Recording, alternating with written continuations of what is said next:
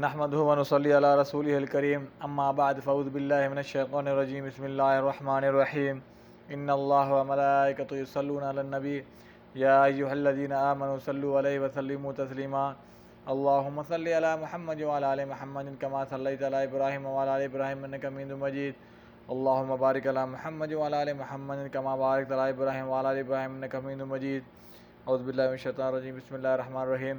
میرا بہن بھائیو، میں ہوں عبدالحق بیہان اور میرا سلام قبول ہو۔ اور آپ کیسے مزاج ہیں؟ میں الحمدللہ خیر عافیت سے ہوں، آپ بھی خوش ہوں گے انشاءاللہ۔ اور میرے وی لوگ میں آپ سب کو خوش آمدید۔ جیسے کہ ہمارا روز ہی وی لوگ بہت بہترین رہتا ہے، کیونکہ ہم بالکل الگ کرتے ہیں ترجمہ قرآن شریف کا، اور اللہ تعالی ہمیں عمل کرنے کی اور زیادہ سے زیادہ نیک عمل کرنے کی توفیق عطا فرمائے، اور زیادہ سے زیادہ اچھے اخلاق عطا فرمائے، اور اللہ تعالی ہمیں ہدایت عطا فرمائے، اور قرآن شریف کو زیادہ زیادہ تلاوت اور ترجمے کے ساتھ سمجھ کے پڑھنے کی توفیق عطا فرمائے۔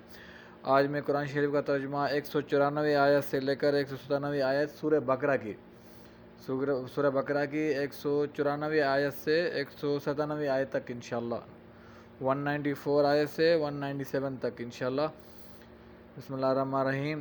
تم پر ماہ حرام کی پابندی ان کے طرف سے ماہ حرام کی پابندی کے بدلے میں ہے، اور حرمتیں بدلے کی چیزیں ہیں، پس جو کوئی تم پر زیادتی کرے تو تم اس کے برابر اس پر زیادتی کرو جو زیادتی اس نے تم پر کی، اور اللہ سے ڈرو اور جان لو کہ بے شک اللہ پرہیزگاروں کے ساتھ ہے۔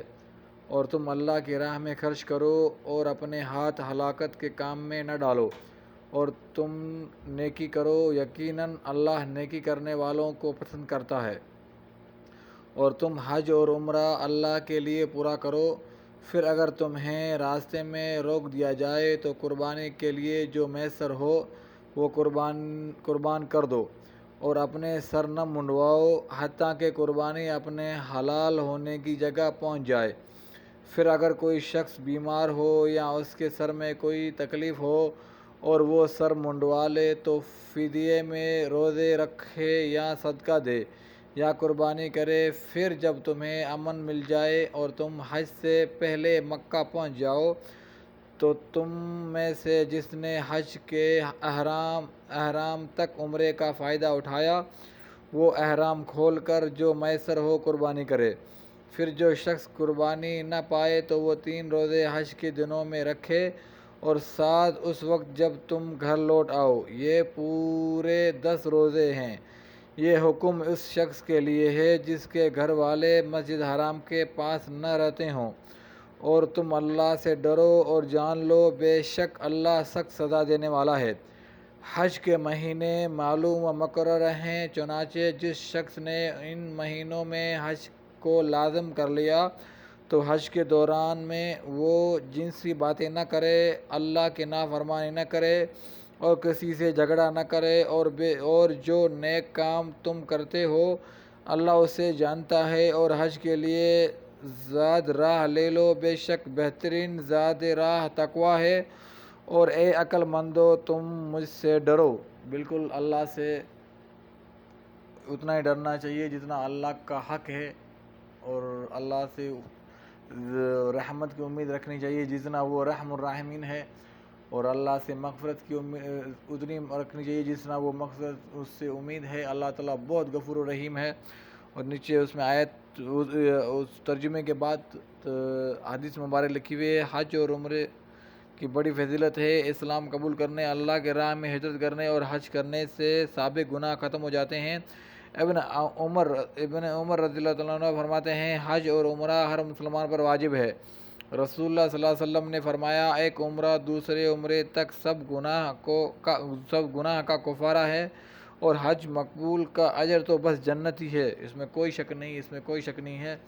اور جتنے زیادہ عمرے اتنے ہی زیادہ نیکیاں اور اتنے ہی گناہ معاف ہوتے ہیں۔ اور اللہ تعالی ہم سب کو زیادہ سے زیادہ حج عمرے کے ساتھ نصیب کرے، اور اللہ تعالی ہم سب کی نیک حاجتیں پوری کرے۔ اور آپ سب کے لیے دعائیں کہ اللہ تعالیٰ آپ سب کی نیک حاجتیں پوری کرے، بے اولادوں کو صالح اولاد عطا فرمائے اللہ تعالیٰ، اور جن کو اولاد ہے ان کو ماں باپ کی خدمت اور ماں باپ کی عزت احترام کرنے کی توفیق عطا فرمائے ان کو اللہ تعالیٰ، اور بے روزگاروں کو رزق حلال عطا فرمائے اپنے غیب سے، اور بیماروں کو اللہ تعالیٰ شفا عطا فرمائے، اور اللہ تعالیٰ ہم سب کو سیدھے راستے پہ چلنے کی توفیق عطا فرمائے۔ اللہ تعالیٰ پوری امت مسلمہ کو اپنے حفظ مان میں رکھے، اور آپ میرے لیے بھی دعائیں کرتے رہیے گا، اور آپ خود بھی یوٹیوب دیکھیں اور اپنے دوستوں کے ساتھ بھی شیئر کریں، یہ کار خیر میں میرا ساتھ دیں آپ، اور انشاءاللہ پھر دوسری ویلوگ میں پھر ملاقات ہوگی۔ السلام علیکم و رحمۃ اللہ وبرکاتہ۔